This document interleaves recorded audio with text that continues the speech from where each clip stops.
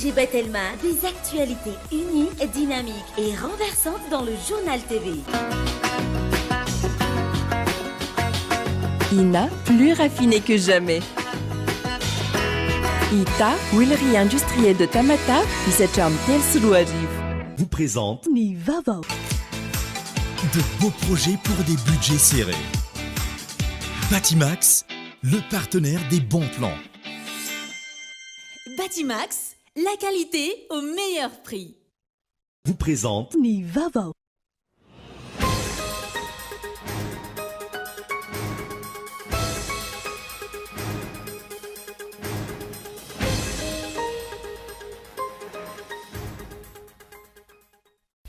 Olona sivy namonia ny vokatry ny loza am-pifamoivozana tao atapony maro voalavo fokontany fiherenana komuna Beforona amin'ny lalam-pirenena faharoa. Naratra mafy ihany koa ireo mpandeha 12 tao anaty fiara ka nahiditra hôpitaly Vonjomaika tao Moramanga. Ndinika niaraka tamin'ireo solitena ny vondrona Eoropeanina teny avoloany governemanta malagasy notarian'ny filoha Andry Rajoelina Androany. Sehatra maro indrindra ny mahakasika ny fampandrosoana araka izany no noresahana nandritra ny fifanankalozan-kevitra. Nilaza ny ametraka fitoriana eny anivon'ny fitsarana ny sefokontany anala mahitsy teo aloha. Voalaza honambana ny solombavam-bahoaka Naivy Raolodina Antsibasy ny herinandro lasa teo. Ankilan'izay miandrandra ny fampiaran'ny filohan'ny antenimera-pirenena ny voarakitra ny fitsipipifehezana. Amin'ny feny solombavam-bahoaka ihany koa ny tenany manoloana ny endrika fandikandalana. Nahitana fiakarana avokoa ny vidin'ireo fitaovam-pianarana amidy eny an-tsena ho an'ity taom-pianarana manaraka ity. Ireo mpivarotra nanaovana fanadihadiana. Antony ny fidanga ny vidim-piainana indrindra manoloana ny fiakarany vidin-tsolika. Maresaka iraisan'ny pirenena amin'ny toy ny fanatanterahany tafika sonoa ny fanazarantena manodidina ny Taiwan hatramin'ny androany. Etsy ankilany hanomboka ny talata ho avy izao ihany koa ny fanazarantena fiarovana manoloana io. Ho an'ireo miaramila ao Taiwan raha ny fepetra andraisy ny tompona andraikitra ao an-toerany. Ny antsiprian'izay.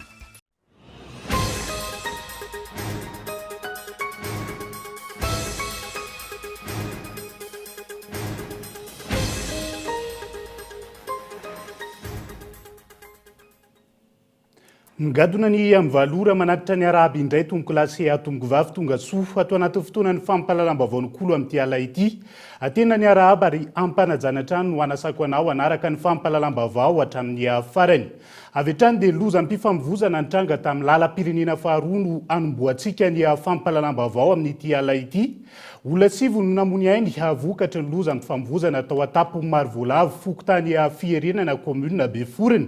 Naratra mafy ihany koa ireo mpandeha miisa 12 tao anaty fiara ka nahiditra hôpitaly Vonjomaika tao Moramanga fandehanana mafy. Izay maika anao dona miverina ho an'ny Toamasina avy any Fianarantsoa no nahatonga loza hoy ny fanazavandreo ny arambonina.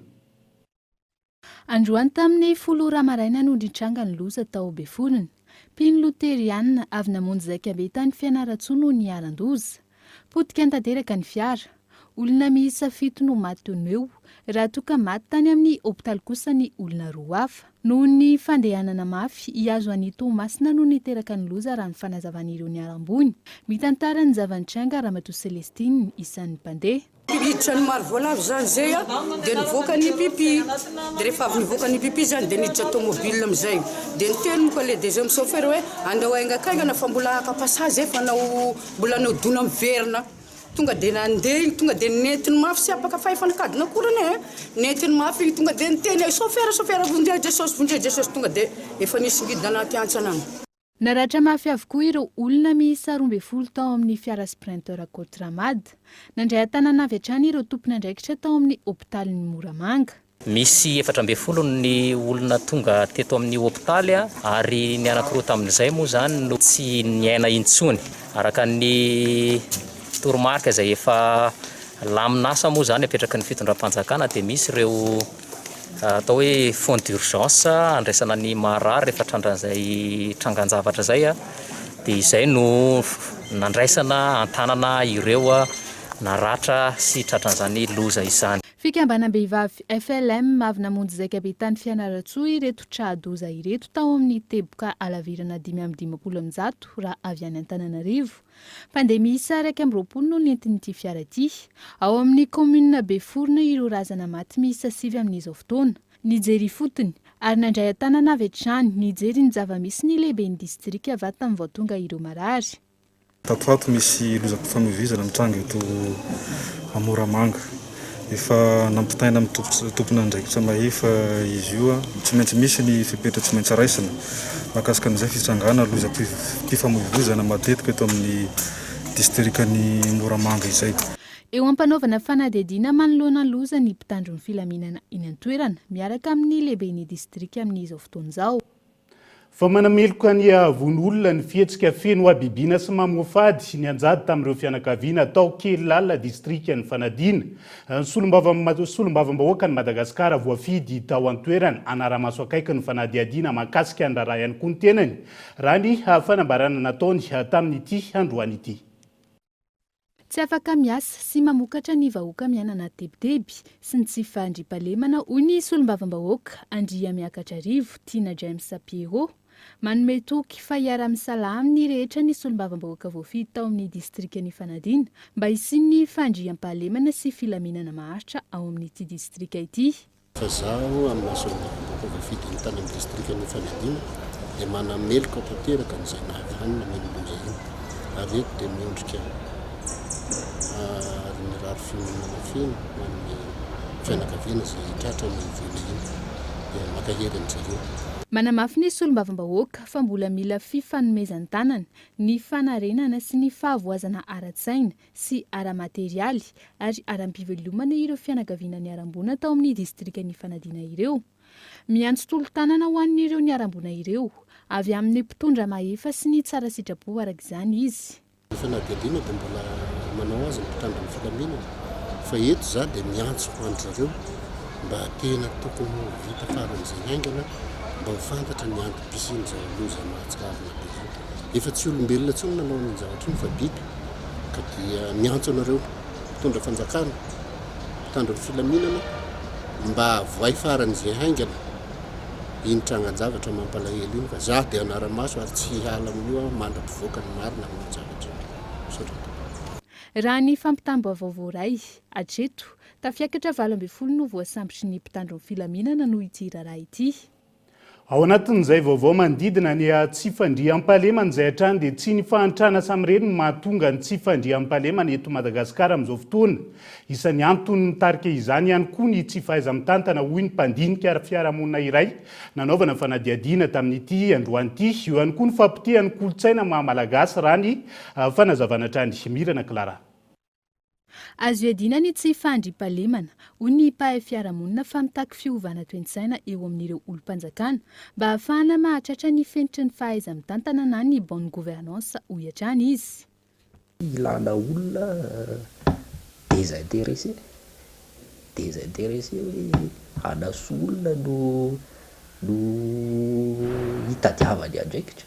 Io misy mpanoratra vazaha zay hoe Robert Catherine izay nanoratra boky na momba ny fitondran-tena tokony ataona mpiasam-panjakana fa mpiasam-panjakana frantsay dia nilaza izy fa ny mpiasam-panjakana zany izy dia tahaka ny mopera no tsy andeha hitady arena, tsy andeha hitady voninahitra fa hanasoa ny mpiarabelona. Zay no anaovana an'ilay izy. Fa raha hoe olona tsy zany no anaovany an'ilay izy dia mety tsy dia ahomby. Etsy ankilana raha eo amin'ny lalan-kevitra hoy ny manam-pahaizana amin'ny fampandrosoana ny tontolo ambanivohitra iray apetraka ho misy fifandraisana hatrany ny fahantrana sy ny fahandriampahalemana kanefa hoy hatrany izy tsy ahomby ny politika mpanjakana amin'ny ady amin'ny tsy fahandriampahalemana raha tsy mijery ny lafiny maha-malagasy raha ny fanazavana hatrany. Amin'ny ankapobeny koa ilay resaka tany koa miteraka tsy fandriampahalemana eny amin'ny tontolo ambanivohitra io fikorotanana eo amin'ny lafiny fanana tany io sy ny lafiny fitrandrahana ny tany ka raha mbola tsy mametraka ny maha-malagasy any masina an'io tany io ihany koa ao anatin'io politika mpanjakana io hoe masina ange io tany io ka tsy de tena le tiako tena amin'le masina mananjina io tany io ka tsy hoe alailainao fotsiny ohatran'izay satria miakina amin'io ihany koa le fiarahamonina eo amboniny zany hoe le fiarahamonina malagasy ka raha vao tsy apetraka ny asin'io tany io dia ao anatin'ilay politika mpanjakana dia hosahirana ihany koa tsika amin'ny fandriam-pahalemana eny amin'ny tontolo ambanivohitra moa natao resaka eto. Tsy ahivina fa vao tsy ela no nitrangana famonoan'olona tao amin'ny distrika Ankazobe izay nahafatesan'olona 2 ny tao amin'ny distrika ny Fanadina izay nahafatesan'olona 4. Resaka adi-tany no anton'ireo famonoan'olona ireo raha ny fampitamba vaovao iray. Fifandraisan'ny Madagasikara amin'ny any ivelany kosa indray dia nandray ary nidinika niaraka tamin'ireo solitena ny vondrona Eoropeanina teny amin'ny lapam-panjakana Iavoloha. Ny governemanta malagasy notarihany filohampirenena Andry Rajoelina tamin'ity androany ity sehatra mano noresahana nandritra ny fifanankalozan-kevitra nisy ihany koa nitatitra ny asa vita izay novatsiany ny vondrona Eoropeanina vola sy ny fandinihan'ireo asam-bola ho tohizana. Nandray ary nivory niaraka tamin'ny vondrona Eoropeanina teny amin'ny lapam-panjakana Iavoloha ny maraina teo ny filoha Andry Rajoelina niaraka tamin'ny lehiben'ny governemanta sy ireo minisitra maro. Andiany fa 10 amin'ny fifanankalozan-kevitra momba ny fiarah-miasa ny firenena malagasy sy ny vondrona Eoropeanina izao natao androany izao. Izay nanaovana ny tatitra mahakasika ny fifandraisan'ny firenena malagasy amin'ny vondrona Eoropeanina. Teo ihany koa ny tatitra ny asa rehetra izay efa vita ary ireo izay mbola hokasaina atao sy ireo mbola hoatsaraina. Tao anatin'ny atelotaona ny fanesy hoy ny filoha Andry Rajoelina nandritra ny lateny no nahitana fa niatsara ny fifandraisan'ny firenena malagasy tamin'ny vondrona Eoropeanina amin'ny fametrahana foto-drafitrasa sy ny fanampiana ara-bola maro izay hita amin'ny tetikasa maro izay novatsiany ny vondrona Eoropeanina vola ary nanao tatitra mahakasika izany ny filoham-pirenena.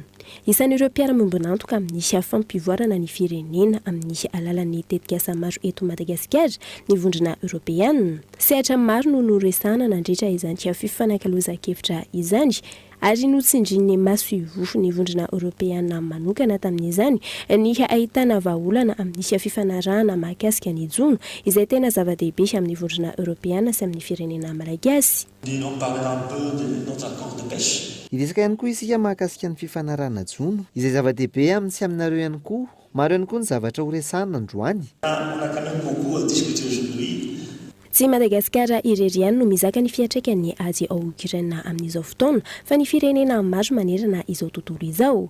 Na izany azy, nanao tatitra ireo fanampiana ara-tsosialy izay napetraky ny fitondrana malagasy ny filoha amin'ny fiatrehana ny krizy izay ateraky ny ady ao Ukraine sy ireo fiantraikan'ny loza voajanahary ny sisy teto amin'ny firenena. Teo ihany koa ny fandrosoan'ny foto-drafitrasa izay avatsiany ny vondrona Eoropeanina vola. Multiplions les projets de coopération socio-économique dynamique dans un esprit de partenariat constructif. Ho mafisina ny tetikasa ara-tsosialy amin'ny lafin'ny fifanarahana izay atao. Eo ihany koa ireo tetikasa izay azona vokatra mivaingana amin'ny fiainan'ireo vahoaka malagasy. Mahakasika ny foto-drafitrasa toy ny lalina sy ny herinaratra, ny fampivoarana ny tontolo ambanivohitra, ny ady amin'ny tsy fanjarian-tsakafo any amin'ny faritra atsimo ary tsy ho adinany koa ny fiarovana ny tontolo iainana. Ka hitadiavana vahaolana izao fivoriana atao izao ary hanamafisana ny fifandraisana amin'ny fampivoarana ny firenena. De nos coopérations, de voir ensemble les voies et moyens pour développer ensemble Madagascar. Tsy ao anatin'ny krizy ny firenena malagasy hoy ny filoha saingy mila filaminana ny firenena mba ahafahana manarina ny fiantraikan'ny krizy rehetra nandalo teto amin'ny firenena sy manerana izao tontolo izao ary mitady vahaolana amin'ny fahasahirana ny vahoaka hatrany ny fitondrana ankehitriny.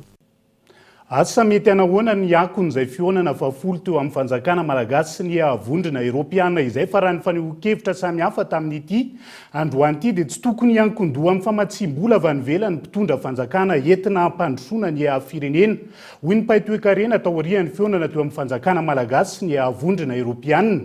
Hetsankilany ny manampahaizana momba ny fifandraisana iraisan'ny pirenena nanaovana fanadihadiana tamin'ity androany ity dia laza fa tsy azo ialana zany saingy ny fiadina ny tombontsoan'ny firenena no tokony amafisina ao anatin'izay onona saina. Samy nanana ny fanehoan-keviny ny herivelona isan'ny tokony taoriana ny dialogue politika teo amin'ny Madagasikara sy ny vondrona Eoropeanina izay nitanterahana teny amin'ny lapam-panjakana ny Iavoloha androany. Ho an'ny Paito Ekarena ny fampandrosoana sy ny fandrosehana ny eto anatiny tokony atao fa tsy ny fiandrandrana famatsim-bola avy any ivelany. Impolo zay, impolo no niona. firy tamin'ireo impolo reo a nalinytsivy voalohany a no nisy fiatraikany tany amin'ny vilian'ny malagasy. Itsika raha tiatsika iodina ny toe-karenantsika dia zao raha misy malagasy afaka manao PDB afaka manao trano dia akaikiny misy gasy mahay manao trano PDB dia miodina ny fanaovana trano tsy mila FMI tsy mila banque mondiale tsy mila vondrana européenne. Azadino angefa io resaka Covid sy Ukraine io no atao excuse amin'izao fotoana zao fa tsy mbola nisy an'ireo antsika dia fanahatra malagasy. Ho an'ny manam-pahaizana momba ny fifandraisana iraisam-pirenena tsy mbola amin'ny fotoana ahafahany Madagasikara miala amin'ny mpamatsy vola vahiny toetra raha misy ankehitriny. Ilaina mafisina ankilany ny ady sisika ho an'ny tombontsoan'ny firenena malagasy amin'ny fiarahana miasa amin'ny vondrona Europeana. Ny firenendehibe sy ny fikambanana firenendehibe ohatran'ireny dia manana impact foana amina firenena ohatran'ny antsika amin'ny resaka fifanampiana amin'ny lafiny rehetrarehetra ra diplomatika ary ekonomika indrindrandrindra. Ny zavatra tena tokony atao zany indrindrandrindra eo amin'ny lafin'ny varotra ny commercial zany tena mila développena mba ahafahantsika manana ekonomia anankiray mivoatra miaraka amin'ny zareo au niveau Union européenne mila relation commerciale samy azahoan'ny tsirairay tombony zany ilay izy ny resaka importation antsika zao ohatra 50% avy amin'ny Union européenne nefa ny exportation antsika 20% fotsiny dia mila tokony mifanakaiky zany ireo zavatra ireo mba ahafahany tsirairay mahazo tombony eo amin'ny resaka fampandrosoana fampianarana koa hitantsika ny tombony azon'ny ireo firenena ireo amin'ny resaka fampianarana ary tokony hojerevantsika zany lafiny zany ho an'ny Madagasikara indrindrandrindra. Isan'ny andrasana taoriana fiaonana androany ny dinika momba ny accord de pêche eo amin'ny Madagasikara sy ny vondrona Europeana sy ny fahasahiany solotena malagasy ary ny tombontsoam-pirenena mandritra izany.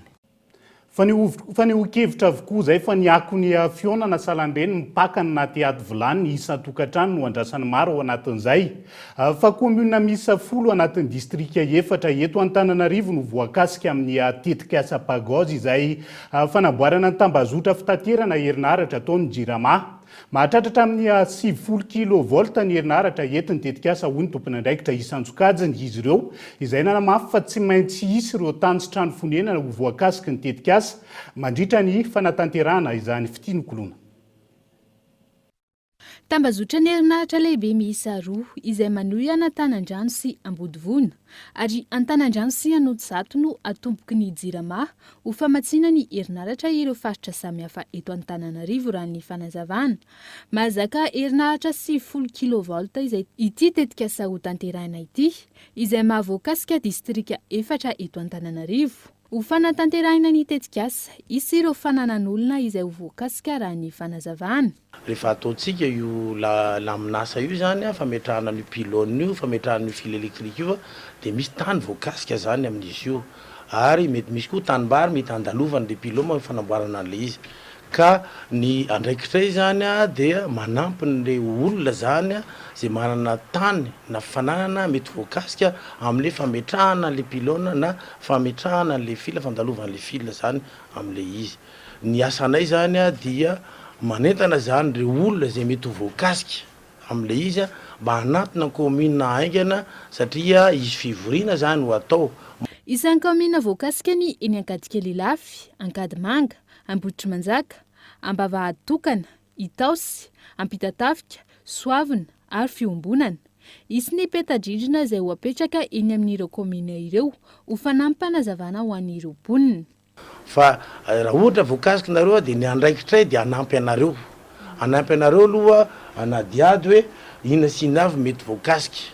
Inona mety tombontsoa azonareo, inona zoanareo. Ary inona ny fanampiana omenanareo mba ahafahanareo mahazo ny tombontsoa sy ny zoanareo. Ary koa manampy anareo raha ohatra ka misy olana ara-tsosialy na ara-teknika amin'ny lafiny io. Ny tanjo ny fanjakana mantsy dia atao ampilaminana sy mba tsy hisy zany hoe lafiny sosial olana zany amin'ny fanaovana nyity laminasa ty. Efa manomboka ny tetikasa amin'izao fotoana. Ity farany izay vatsiny ny banky iraisam-pirenena mitentina $17 tapitrisa. mandeha zany nitetikasa fatandremo fa itony mbola misy varomangatsika ho an'ny jirama vola tapitrisany maro no tsy voalohany orinasa jirama mahakasika amin'ny fanoloana ireo fantsona lehibe mpitatitra rano teto Antananarivo renivohitra raha ny asa izay nanomboka ny taona 2020 sy 2020 manoloana io nitorony orinasa jirama ny orinasa Capital izay nahazo ny tsenam-barotra Henri Florian.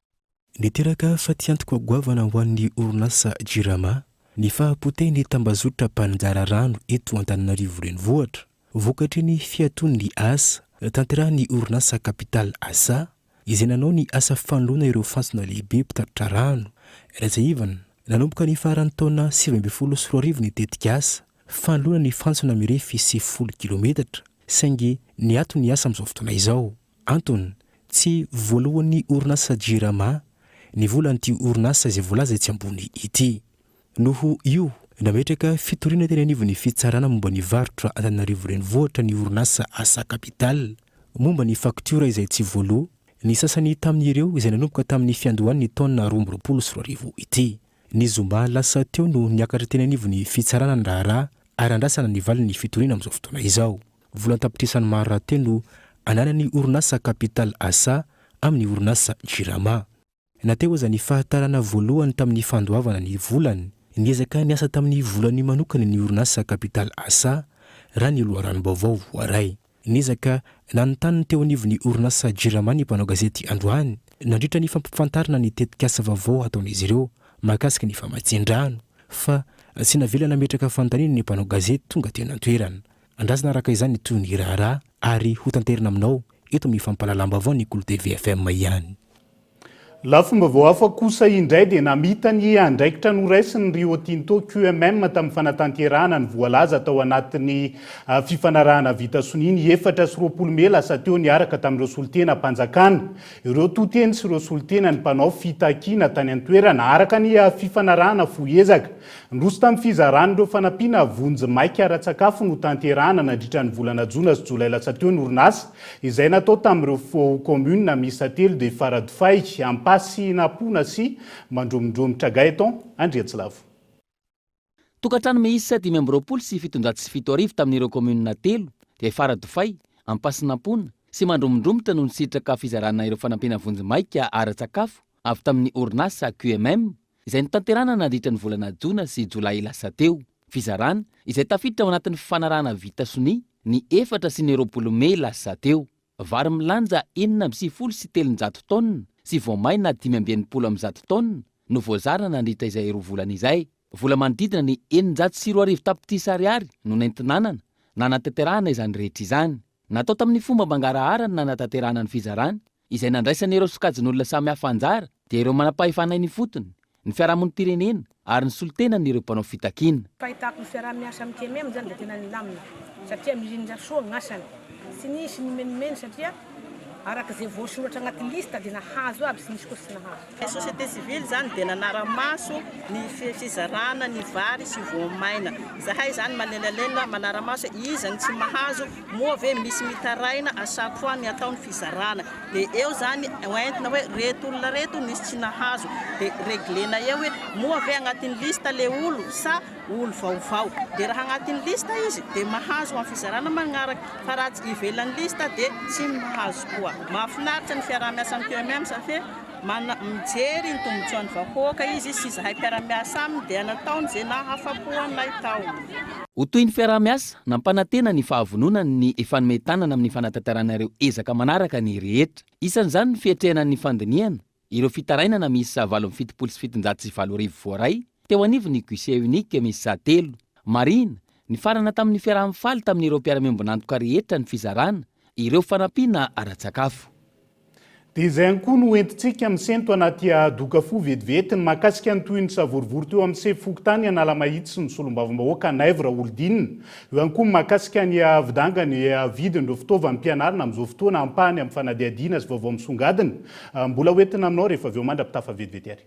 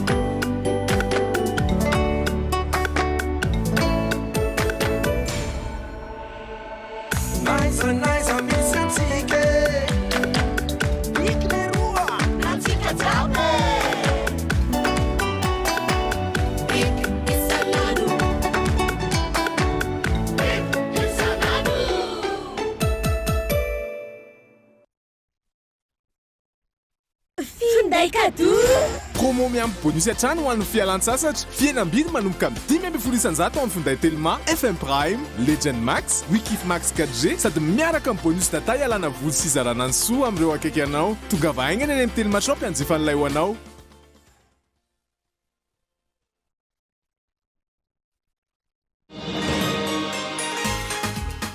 manahirana mihitsy ny manetsika sy manolo-kosy ny zaza rehefa izy mipelipelika be iny. Lasa mora sy mahafinaritra andra nefa izany hatramin'izay nampiasako ny kosy-kilaoty Molfix izay. Rovitika, alato ary ampidiriko indray ny vaovao. Avaloko tsara ilay kosy teo aloha dia ariako avy eo ka mifaly ery izaho sy ireo zanako.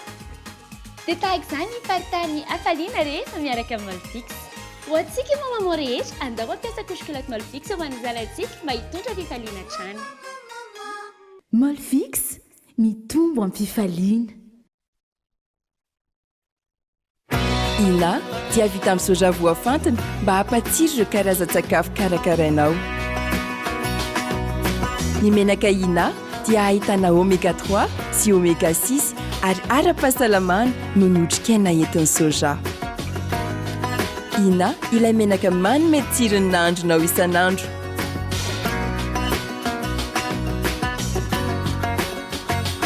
Ina plus raffiné que jamais. Ita, huilerie industrielle de Tamata, misatra amin'ny 3 sy 4 arivo.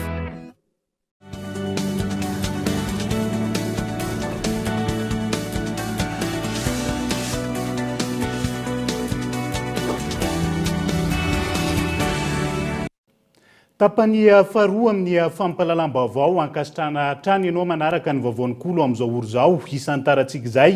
Laza ny ametraka fitoriana eny anivony fitsarana ny sefokotany anala mahitsy teo aloha voalaza ho nambana ny solombavam-bahoaka naivra olodina antsy sy basy ny herinandro lasa teo ankilan'izay. Miandrandra ny fampiarany filohany anteny miera-pirenena ny voarakitry ny fitsipy-pifehezana amin'ny feny solombavam-bahoaka ihany koa ny tena ny manoloana izao endrika fandikan-dalan'izao ankoatrany fanambanana antsy basy nataony sefokotany ny 3 aogositra lasa teo moa mitoy ny fandrahonana ny fandrahonana azy amin'ny endriny maro hoy ny ampisolo vavasy tamin'ity androanyity. Taorian'ny famohana ny taratasy fitarainana tamin'ny tambazotran-tserasera nataony sefokotany anala mahitsy mahakasika ny endrika herisetra voalaza ho nataony solombavam-bahoaka ny boriboritany fahadimy naivra olodina azy ny 3 aogositra lasa teo. Nanamafy ny zavanitranga niatra taminy teo anoloan'ny mpanao gazety ny mpisolo vavazy mitohy hatrany koa ny endrika fandrahonana samihafa hatramin'ny androany hoy ny fanazavana. Kasika an'ilay hoe fanambanana basy fanambanana antsy teo amin'ny tenda manamafy izy fa tena nisy le izy ary rahantsika malala ngely olona miakatra plateau manao fanambarana amin'ny ainao manjery zay foana ny averimberina matetika manana basy konkofoa na mafisina zany le izy ary nitranga le izy tamin'ity efa fantatra hoe zay nitoetran'le olona zay ny firesany isaky ny mandeha amin'ny ainao manjery tamin'ity ndray nitorako ity nitaterany le izy tamin'ny filohan'ny fokotany. Tena lasa ohatrany hoe sherifa zany lay olona fa tsy solombavam-bahoaka tsony fa ny olana ho an'ny olona rovako dia tsotra ihany hoe tokony averina any amin'ny telefônina dia atsahatra lay menasy hatramin'izao mbola mitohy foana ny menasy mitohy ny fandrahonana madinidinika eny amin'ny manodidina eny. Ankilan'izay miandrandra ny fampiaran'ny filohan'ny anteny miera-pirenena ny voarakitry ny fitsipy-pifehezana na ny fitsipika anatiny mifeny androm-panjakana io ihany koa ny mpisolo vava ny sefokotany anala mahitsy indrindra manoloana ny endrika tsy fanarahan-dalàna ankehitriny na izany na tsy izany iroso amin'ny fitoriana ny solombavam-bahoaka ihany koa izy ireo. Zay mino fa zany atao hoe anteny miera-pirenena zany solon-tenam-bahoaka mba misy ihany atao hoe code d'éthique ao amin'izany assemblée nationale zany. Ka raha ohatra misy mpikambana amin'io manao fandikan-dalàna fa nitsekitsahana zon'ny olona anankiray dia tokony afaka mampiantso azy ny filohan'ny anteny miera-pirenena na tsy maninona mora hoe mampiaona ary ametraka fitoriana izay tompo satria fanambanana basy inona moa no raha basy ny resaka tena von'olona zany ny afaran'izany raha antsy ny resaka von'olona raha hoe ry amin'ny tenda ny atohaka ny antsy ary indrindra ilay telefôna zay nitazomina any aminay aloha zany dia alatra ny fitazomana ny telefôna zay tsy aminao nefa tazominao akeriny le izy ary tsy averinao any amin'ny tompony. Zay ny atao hoe alatra raha ny fihezan-dalàna famaizana no jerena. Raha iverenana nandritra ny fampiatsoan'ny solombavam-bahoaka ny sefo fokotany mahakasika ny fampitsaharana azy tamin'ny andraikitra ny 3 Aogositra no nitranga ny tantara. Tsy fantatra mazava ny antony fanambanana basy sy antsy ny atra azy hoy ny sefo fokotany nandritra ny resaka ny fanaovan'izy ireo tao anatin'ny efitrano mihidy. Tsy naverina tamin'ny ankoho ny finday nomen'ny mpiara-miasa akaiky ny solombavam-bahoaka mialohan'ny idirana ny efitrano nandraisana azy. Izay rehetra izay no antony nandefasan'ny taratasy fitarainana ho an'ny filohan'ny anteny miram-pirenena ny 5 Aogositra. Tsy nazahoana fanazavana ny solombavam-bahoaka hatramin'ny androany raha ny ezahina natsoina mahakasika ny raharaha. Mbola ireo solotena ny sefo fokotany 7 teny anivon'ny boribory-tany fahadimy ihany hatreto no nanao fanambarana iraisana ka nandiso ny voalazan'ny sefo fokotany Analamainty ny sabotsy lasa teo. Hoandrasantsika harotatenina miandalana eto amin'ny fampahalalam-baovao hatrany ny fivoarany iny raharaha iny fa hiazakazaka vetivety any amin'ny fatra atsimo andrefany sika ao anatin'ity vaovao manaraka ity. Foto-drafitrasa famatsiana rano fisotro madio miisa 3 ao amin'ny commune ambanivohitry Androhipando Ampania andrefany no notokanana tamin'ny fomba ofisialy ny herinandro lasa teo ireo mponina ao an-toerana izay voatery mandeha hatrany amin'ny 15 kilometatra hatrateo aloha vao mahazo rano fisotro madio. Gaeton Andretsilavo. Misy fiantraikany amin'ny 700 mponina maneran-tany ny tsy fahampian-drano ary 2 amin'ny olona 3 eto Madagasikara monina any ambanivohitra ny tsy mahazo loharan-drano azo antoka. Isan'ny maina ny fahasarotana amin'ny fahazona rano fisotro madio ny mponina ao amin'ny fokotany Androhimpano, ny Sosy Ambalatsimiviky, commune ambanivohitra Androhimpano, Ampania andrefana, faritra Atsimo andrefana. Lany amin'ny fitadiavana rano fisotro madio ny tapakandro maraina noho ny alaviran'ny toerana. Mantsaka rano eo amin'ny 20 kilometatra na 400 kilometatra. Sarotra zany fiainana izany, mafy zany nanjoana izany. Koa manday rano na antitra bisiroa raiky nandeha maray any hoany amin'ny 20 no tonga. Tsy misy ny karakara amin'ny zaza madinika satria reraka izy. Reraka noho ny halaviran-drano. Ny tsy nilandanina moa ny fiainana taloha, ny zaza 10 taona na 20 taona tsy afaka mantsaka rano satria matahotra. Ankoatra ny alaviran-tany, vidina lafo ny rano fisotro madio. Foto-drafitrasa 3 araka izany no najoro analana fahasahiranana ny mponina ary notokanana tamin'ny fomba ofisialy tany an-toerana ny herinandro lasa teo. Foto-drafitrasa ahitana lava-drano, pompin-drano mandeha amin'ny herin'ny masoandro, ny fitaovana fanasana tanana ho an'ireo sekoly, ny fantsona fitariana ary ny fitsinjarana rano. Olona Amanarivony no isitraka izany. 5000 personnes vont bénéficier. Olona 5,000 no isitraka rano fisotro madio. Ankoatra ny rano fisotro madio, araka ny hitanay eto ny soa dia iroso lalindalina kokoa ny tetikasa miaraka amin'ny mpiara-miombonantoka. Ny mpiara-miasa UNICEF dia namolavola tetikasa ahafahan'ireo vehivavy mandray anjara bebe kokoa amin'ny fampaharetana ny tetikasa. Amin'izao fotoana dia misy karazana tetikasa madinika izay afaka ambolena salady, concombre sy voatabia. Efa manomboka manome vokatra ny tany. Izany hoe dia tsy tokony ao anaty fomba fitenitsika intsony. L'impossible est un mot qui ne doit plus faire partie de notre vocabulaire. Itondra fiovana maro amin'ny fiainan'ny mponina ao an-toerana ny fisian'ny rano. Isan'izany ny fanatsarana ny fahasalamana, ny fampandrosoana ny toeram-ponenana sy ny tanàna. Ireo tombotsoa izay azo sokajiana telo lehibe raha ny fanazavana. Premièrement pour la santé. Oui, parce que si on a voalohany indrindra ho an'ny fahasalamana satria raha tsy manana rano fisotro madio dia manana olana ara-pahasalamana. Faharoa, ny mponina eto indrindra ny tovovavy sy ny reny dia mandany fotoana betsaka raha mandeha maka rano. Araka izany, raha mahazo rano eo an-tanàna dia mahazo fotoana betsaka ary afaka mampiasa ireo fotoana azon'ireo amokarana.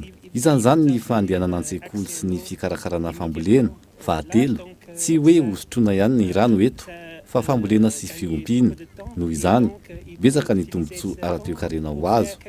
Donc il y a beaucoup des avantages économiquement aussi. tamin'ny alalan'ny fanjakana malagasy izay novatiny UNICEF sy UEKID volna maheriny ray faingoroa lavitra ariary no navitanany asa ny volana martsa 2024 raiky amby folo volana taorian'ny fanamboarana ny fotodrafitrasa. Isan'ny tanjona fitratrarina amin'ny fametrahana ny fotodrafitrasa tahaka izao ny ady amin'ny tsy fanjarian-tsakafo mitarazoka ny areti-pivalanana na ny aretin'ny taovam-pisefona izay mamono ny zaza latsaky ny 5 taona eto Madagasikara. Mbola lavitra ny dingana makasika izay famatsin-drano zay ho an'ny Madagasikara fa mbola lavitra ihany koa ny ezaka ho an'ny firenena amin'ny fanarahana ireo fenitra iraisam-pirenena.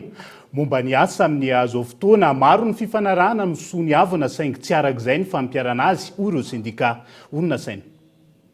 Isany amin'ireo lohany amin'ny kontinanta misy antsika i Madagasikara amin'ny fanaovana soni ireo fifanarahana iraisam-pirenena. Tsy mifanaraka amin'izay nefa ny zava-misy iainan'ireo mpiasa hoy ny Conférence des Travailleurs de Madagascar. Ny fenitra iraisam-pirenena ho an'ny asa izay matafiditra ireo rehetra mety ho mpiasa. Convention 127 ny mamaritra ny lanja lehibe indrindra hoentin'ny olona anankiray raha tokony ho izy tokony hoe 50 kg fa hitantsika eny amin'ny fiarahamonina eny amin'ny toeram-piasana regny misy mpiasa mitondra gony 2 3 mandritra n'izy miasa. Ireny zany anjaran'ny syndicat ny mitondra azy mitatitra azy eo anivon'ny fikambanam-be iraisam-pirenena momba ny asa mba ahafahana tonga amin'ilay fanamafisina le lalàna nasionaly izay efa misy. Isan'ny ezaka goavana ihany koa ny fampanaran-dalàna ireo orinasa manara-drafitra eto amintsika. Ahoana ny fomba ataon'ireo médecins d'entreprise na service médical inter-entreprise amin'ny fanaraha-maso an'ireo mpiasa ireo. Hita tokoa tao anatin'izay fa mbola be ny lesoka izay tokony harenina zany efa teo daholo ny lafikery rehetrarehetra makasika an'izay zavatra izay makasika an'ireo fiahina ara-tsosialy n'ireo mpiasa ireo dia ny knaps moa efa nisy solotena ihany koa tao anaty vondrona misy anay ary efa nanome toky izy ireo indrindra amin'ireo mpiasa izay tsy manara-drafitra ny filazantsika azy dia efa misy ny ataoko hoe volavolan-dalàna atao ahafahana mapiditra n'ireny olona reny amin'ny reny mpiasa reny amin'izay fiahina ara-tsosialy izay. No tanterana tao Tomasina ny atrikasa sy ny tatitra momba ny fanarahana Madagasikara ny fenitra iraisam-pirenena ny asa.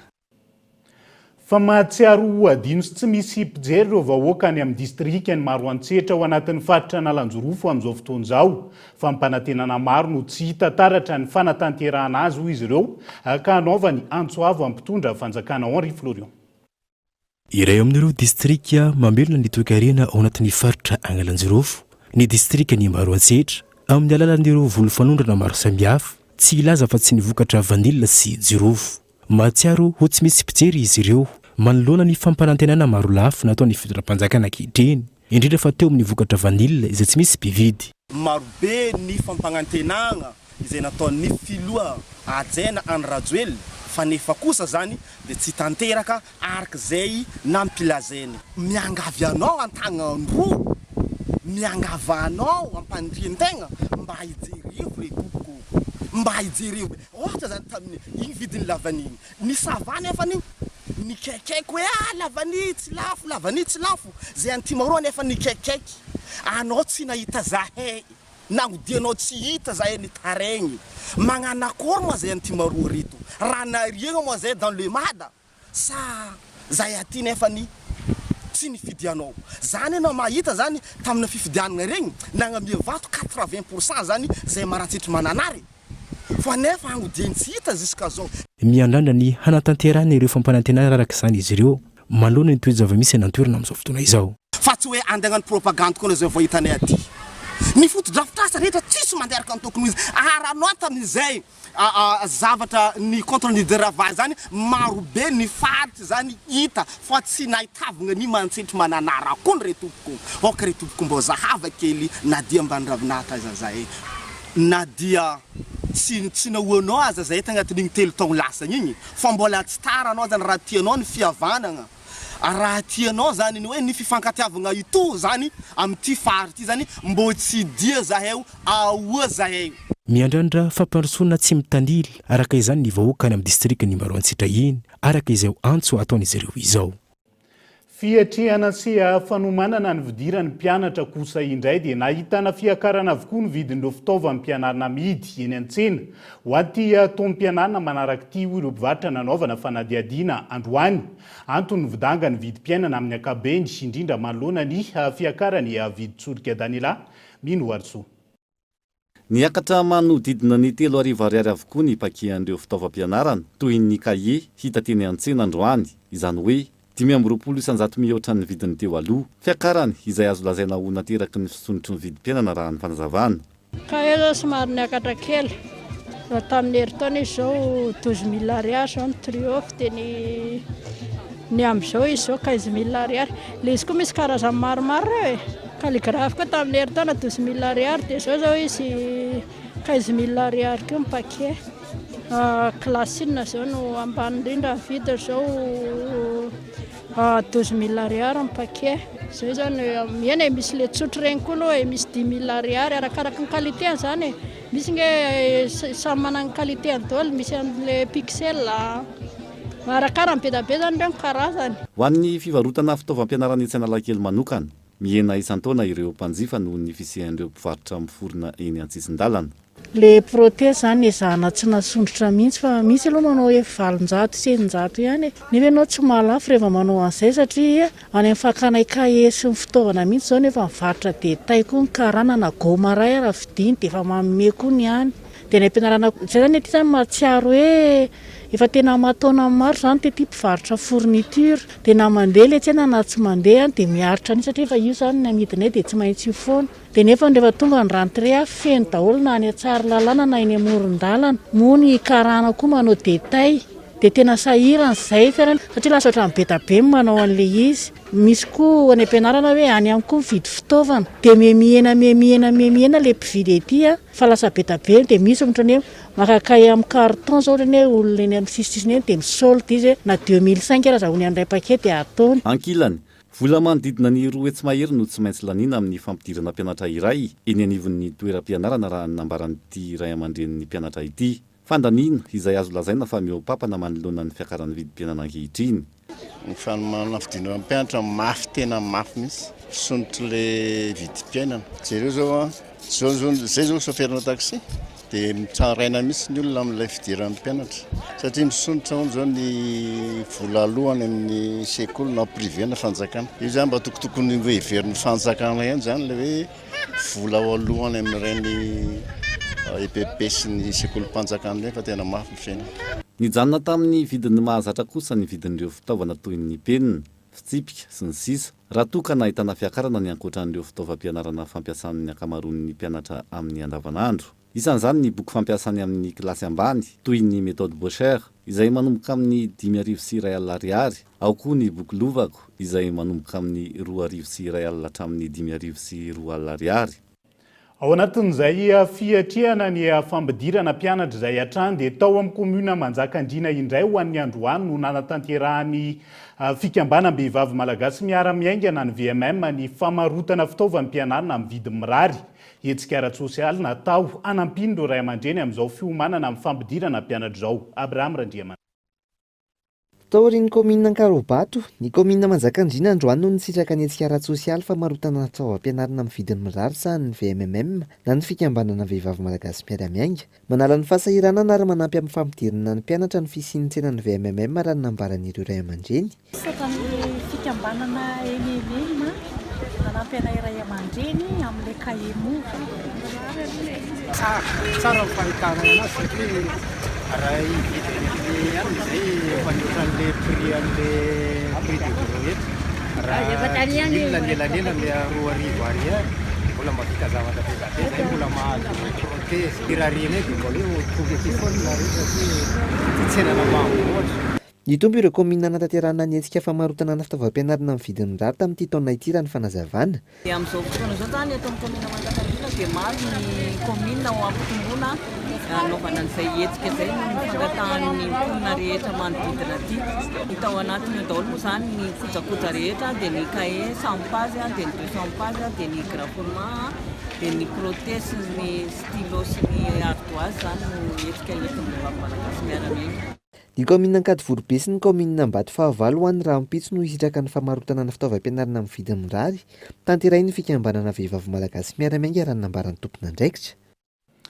Farina fandrehitra tsy ara-dalàna amin'ny totaly 720 gona no sarin'ny teknisianina tao anatiny alan'ny fanalamanga ka tsy maintsy anogiazana mbola mitoy ny fikarohana izay tompon'antoka tamin'ny fikapana azo ary atolotra ny fampanoavana orian'ny fanadiadiana sy ny famotorana ataon'ny mpitandro ny filaminana Gaeton Andriatsilavo. Velarantany amina hektara maro feno azo kininina no ripaka vokatry ny fikapana tsy ara-dalàna ataon'olon-tsotra ao anatin'ny faritra ny orinasa fanalamanga ao amin'ny faritra afovoany Analabe. Vokatry ny fanaraha-maso nataon'ireo tompon'andraikitra eny an-toerana. Saribon tsy manana fahazon-dalana amin'ny totaly 720 gony no sarona ka voatery no raofina ary natao ao amin'ny toerana fampitobiana ireo entana tsy manara-dalàna. Rehefa nanao fisafona ary ny mpiasan'ny orinasa fanalamanga dia tonga teto amin'ity toerana ity ary nahita an'izao tranga tsy fanarahan-dalàna izao. Rehefa no adiadiana ilay olona ny asa teto dia tsy nisy taratasy fahazahoana lalana mitrandraka avy eny amin'ny rano siala teo amin'izy ireo ary tsy fantatry ny fanalamanga ny fisian'ity fitrandrahana ity ka izay no nahatonga anay mpiasan'ny orinasa fanalamanga nidina ifotony niaraka amin'ny tompon'andraikitra ara-panjakana nijery ny zava-misy teto amin'ity toerana ity. Mbola mitoy ny fisamborana sy ny fikarohana amin'izao fotoana ka antony tsy nanomezany mpitany filaminana ireo tompon'antoka. Na izany aza raha ny fanazavana eo mpanaovana ny fanadiadiana ireo olona tratra ny kapany azo ny mpitany filaminana sy ny tompon'andraikitra ao an-toerana ary atolotra ny fitsarana ny raharaha aoriny ny fahavitany ny fanadiadiana. Manodidina ny 4,4 hektara ny velaran-tany eo amin'ny faritra afovoany izay eo ambany fanaraha-maso ny tompon'andraikitra ao Analabe. Tafiditra anatin'ny ezaka atao ankehitriny ny fiarovana sy ny fanaraha-maso ny ala sy ny faritra nomeny fitondram-panjakana ho tantanan'ny orinasa. Tontolon'ny fanatanjahantena kosa indray lavy tamin'ny salanisa 7-20 no 7 ny ekipa pirenena vehivavy eo amin'ny taranja basketball U18 raha ny fanandrina tamin'ny ekipa ny Maliny ariva teo tao amin'ny kianja mitafy tao Antsirabe. Faharesena faharoa ho azy ireo ny androany, faharesena voalohany ihany koa ny androany ho an'ny ekipa pirenena lehilahy raha ny fanandrina tamin'ny Senegal izay ny afara tamin'ny salanisa 7-20 ny ariva teo. Dia izay ihany koa no entintsika miampita ao anatin'ny maresaka iraisan'ny pirenena amin'ny toy ny fanatanterahany tafika sonoa ny fanazarantena manodidina ny Taiwan hatramin'ity androany ity etsy ankilany. Hanomboka ny talata ho avy izao ny fanazarantena fiarovana manoloana io ho an'ireo miaramila ao Taiwan raha ny fepetra no raisin'ny tompon'andraikitra any an-toerany. Pour le 5e jour consécutif. Niditra tamin'ny andro fahadimy androany ny fanazarantena tanterahin'ny tafika sinoa manodidina ny Taiwan. Isan'izany ny tafika anabakabaka sy ny tafika an-dranomasina. Mifanaraka amin'ny lalana iraisan'ny pirenena ny fanazarantena ataon'ny tafika sinoa anatin'ny faritany raha ny fanambarana nataon'ny mpitondra teny ministeran'ny raharaham-bahiny sinoa. Omaly alahady ny tety andro napetraka ny tompon'andraikitra maranana ny fanazarantena manodidina ny Taiwan. Raha tokany alakamisy teo izany nanomboka tao aorian'ny fandalovan'ny filohan'ny androm-panjakana Etazonia Nancy Pelosi tany an-toerana. Etsy ankilany nitoy androany ny fanazarantena nataon'ny tafika sinoa tao Taiwan. Manoloan'izany nanomboka rahampitso ny fanazarantena fiarovana tanterahin'ny tafika taïwanaise raha ny fanambarana nataon'izy ireo. Propres exercices militaires à partir de mardi. Dia izay ihany koa nentina namanina ny fotoanantsika tamin'ity ala ity ankasitrahana hatrany ianao nanjony fampalalam-baovao hatramin'ny farany. Mafimafy ny fanombohana ny herinandro toy izao saingy ampitiavana hatrany no hitondrana ny teny fankahirezanantsika rehetra entina mamakivaky izany. Azadino rapitso amin'ny ora mahazatra hatrany ny fotoanantsika ato anatiny vaovaon'ny Koloveloma tompoko.